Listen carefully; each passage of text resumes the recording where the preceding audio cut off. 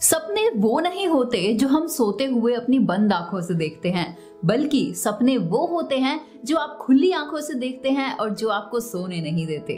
Hello everyone. जो खुद बड़े सपने नहीं देखता इंसान, वो जनरली दूसरों के बड़े सपनों को कभी नहीं समझ पाता।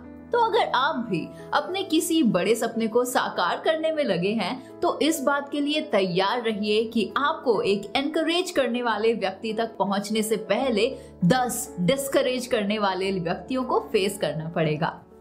जब आप अपने ड्रीम्स को लोगों के साथ शेयर करते हैं, खास तौर पर ऐसे ड्रीम्स जो ट्रैक्स से हटकर हो, तो ज्यादातर लोग आपके आइडियाज पर डाउट करेंगे और अपने आर्ग्यूमेंट्स और अपने चैटर्स से उसे वहीं किल करने में लग जाएंगे।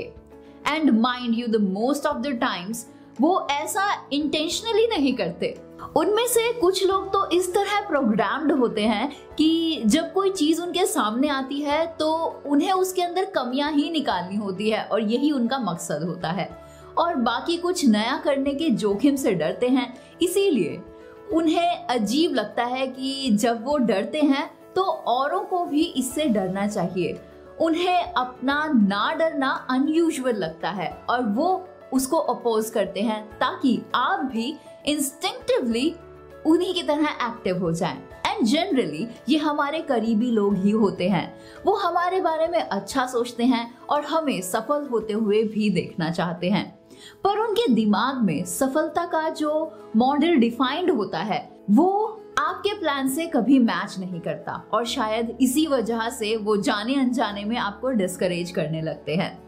तो क्या ऐसे लोगों से आपको दूर हो जाना चाहिए या फिर ऐसे लोगों को आपको इंपॉर्टेंस नहीं देनी चाहिए?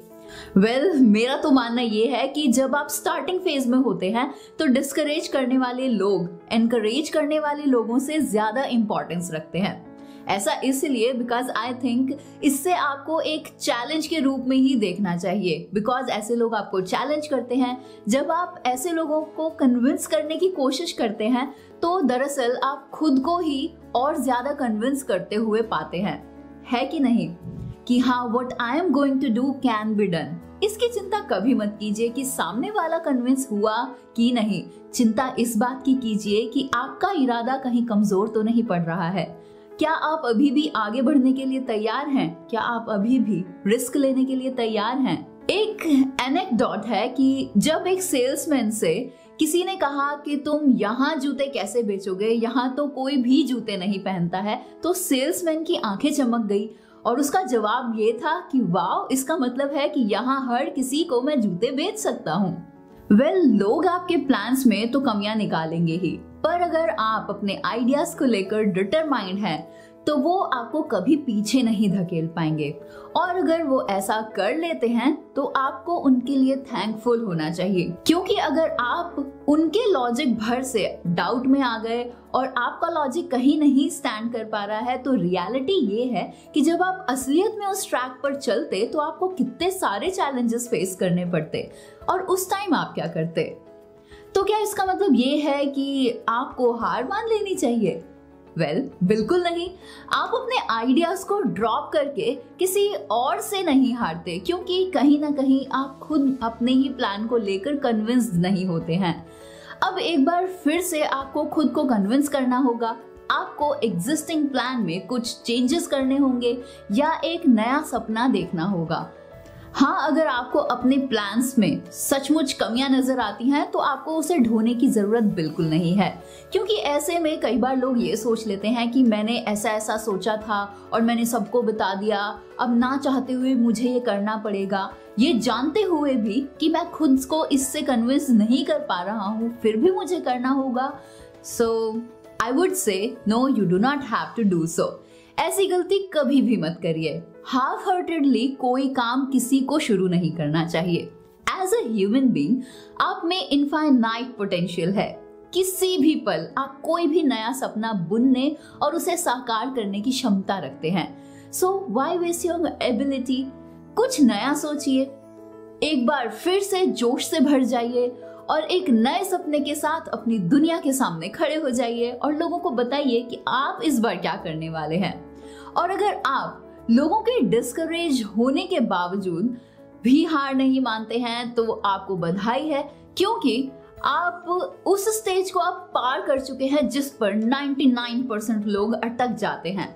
यहाँ पहुंचने का मतलब है कि अपने सपने को, अपने सेल्फ डाउट्स को आपने अब क्लियर कर लिया है और आप जानते हैं कि आप जो करने वाले हैं वो बिल्कुल सही है। आपने खुद को भी कन्विंस कर लिया है और बाकी सभी लोग भी आपसे सेटिस्फाइड है। And now you can say yes yes I can do it. अब मान लीजिए इन्हें तो आपने रेडी कर लिया है, अब तो बस आपको आगे बढ़ना है, अपने सपनों को साकार करना है। यकीन मानिए, आप जो भी कर रहे हैं या जो कुछ भी आप करने के बारे में सोच रहे हैं, आपको उससे तब तक पीछे हटने की जरूरत नहीं होती है जब तक आप इस बात से कन्विंस्ड हैं कि आप वैल्यू क्रिएट कर रहे हैं किसी की भी लाइफ में। आप कुछ ऐसा कर रहे हैं जो औरों की लाइफ में भी कुछ ना कुछ बेहतरीन बदलाव ला सकेगा। हो सकता है इसके बावजूद आपको रिजल्ट्स मिलने में थोड़ा टाइम लग जाए, पर अगर आप डटे हुए हैं अपने उस पाथ पे तो आपको रिजल्ट्स जरूर मिलेंगे।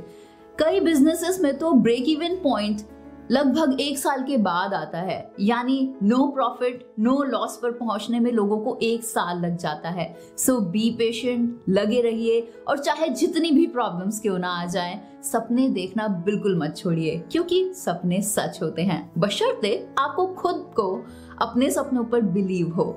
तो आज की इस वीडियो में बस इतना ही। हमेशा इस बात को याद रखिए कि आपने जो सपना देखा है आपको उस पर बिलीव होना चाहिए। अगर कोई आपको डिस्करेज कर रहा है तो उनको अप्रिशिएट कीजिए, क्योंकि वो आपकी भलाई के बारे में ही सोच रहे हैं। ये मत सोचिए कि लोग आपसे चिढ़ रहे हैं, क्योंकि ऐसे में आप अपने ट्रैक को छोड़कर भटक जाएंगे। सिर्फ अपने ट्रैक को पकड़ कर रखिए, उस पर प्लान्स पर काम करते रहिए। अगर कहीं कमी है तो उसको इम्प्रोवाइज कीजिए और डेफिनेटली आप अपने हर सपने को पूरा कर सकते हैं।